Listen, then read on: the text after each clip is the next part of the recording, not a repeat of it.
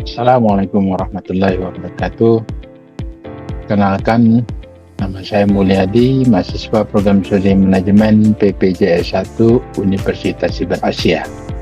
Dengan nomor NIM 20021072256.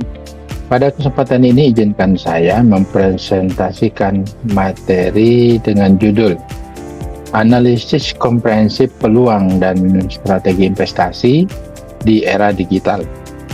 Materi ini saya susun dalam rangka memenuhi tugas materi kuliah Perekonomian Indonesia yang diasuh oleh Bapak Octavian Cahya Dwi Hardian SMMM.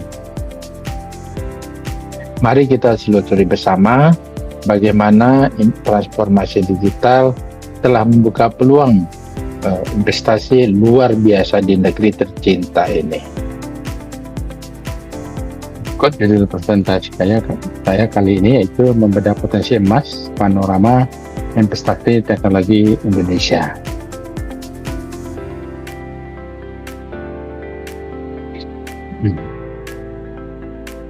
Bahwa Indonesia mengalami revolusi digital dalam satu dekade terakhir.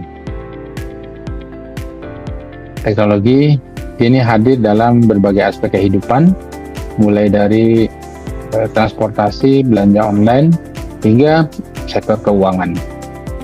Dengan lebih dari 220 juta pengguna internet aktif, Indonesia menjadi salah satu basis digital terbesar di dunia. Melihat pertumbuhan transaksi digital dan investasi yang pesat, Indonesia menjadi pemimpin ekonomi digital ASEAN, melampaui Singapura dan Thailand. Potensi besar ini menarik perhatian investor dari seluruh dunia.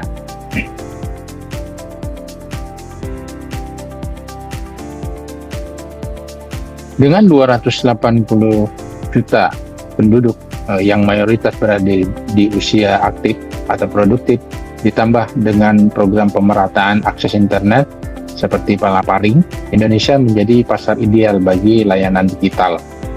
Gaya hidup digital pun berkembang cepat, apalagi pasca pandemi.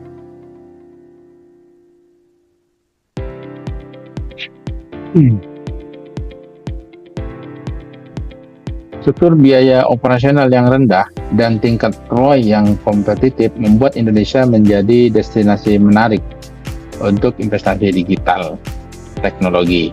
Ditambah juga dengan semangat inovasi masyarakat dan talenta digital yang terus berkembang. Kita memiliki ekosistem progresif dan siap bersaing secara global.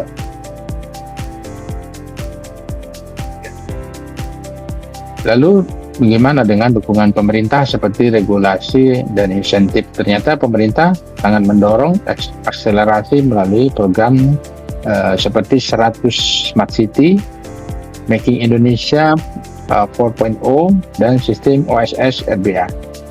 Insentif fiskal juga diberikan kepada investor dan startup untuk mempercepat pertumbuhan ekosistem digital.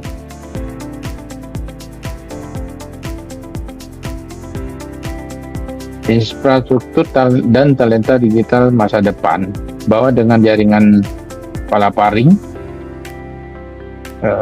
pembangunan pusat data kelas dunia, dan program seperti Digital Talenta Scholarship, pemerintah berkomitmen menjadikan Indonesia sebagai tulang punggung digital di Asia Tenggara. Lalu bagaimana dengan tren 5 tahun terakhir? Bahwa investasi di Indonesia itu sempat melonjak pada masa pandemi dan terus tumbuh di sektor edutech, healthtech, dan teknologi berkelanjutan. Startup kini menyebar tak hanya di Pulau Jawa, tapi juga wilayah Indonesia Timur.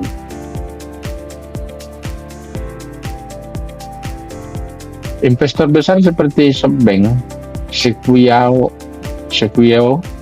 Capital, Tencent, dan Temasek ternyata telah menanamkan modal di Indonesia. Mereka membawa bukan hanya dana, tetapi juga pengetahuan jaringan global, mempercepat pertumbuhan startup nasional.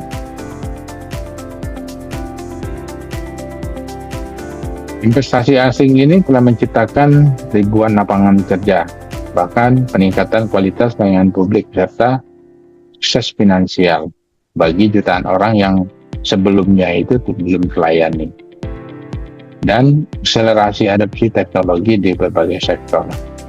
Tapi tetap saja ada tantangan dan risiko, yaitu mungkin isu kedaulatan data digital, bahwa juga terdapat ketimpangan antara startup asing dan UMKM lokal. Ditambah juga dengan ketergantungan pada modal asing hingga masalah privasi data. Nah, ini perlu kebijakan yang seimbang untuk melindungi kepentingan nasional namun tetap ramah bagi investor. Peluang masa depan terbuka luas di sektor seperti edutech untuk revolusi pendidikan, kemudian health tech untuk akses kesehatan yang merata, AI dan chip lokal, serta infrastruktur cloud computing yang sesuai regulasi. Jadi kita ambil contoh satu studi kasus bahwa ada startup yaitu Goto Group, itu Gojek dan Tokopedia. Mereka menggabungkan Tokopedia dengan Gojek menjadi Goto. Ini adalah contoh nyata kesuksesan sinergi lokal dengan global. Mereka mentransformasi UMKM, membuka jutaan lapangan kerja, dan menjadi pioner dalam mencetak talenta digital nasional. Lalu bagaimana dengan strategi investasi masa depan kita? Strategi Jitu untuk investasi di Indonesia itu ada beberapa hal, seperti fokus pada sektor fundamental. Kemudian kolaborasi dengan memahami regulasi digital secara mendalam dan menjadi pioner dalam adopsi teknologi disruptif seperti AI dan Web3. Nah, sebagai kesimpulan mungkin sektor teknologi ini Indonesia untuk menawarkan potensi emas untuk pertumbuhan dan transformasi sosial ekonomi. Kolaborasi strategis antara pemerintah, investor, dan masyarakat itu adalah kunci. Dengan strategi yang tepat, kita bukan hanya mengejar keuntungan finansial saja, tapi juga berkontribusi pada masa depan digital yang inklusif dan berkelanjutan bagi Indonesia.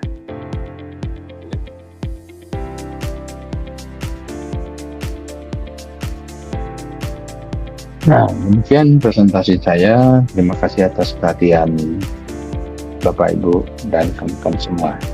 Saya tutup dengan kutipan dari Imam Al-Ghazali bahwa ilmu tanpa amal adalah kegilaan, amal tanpa ilmu adalah kesia-siaan.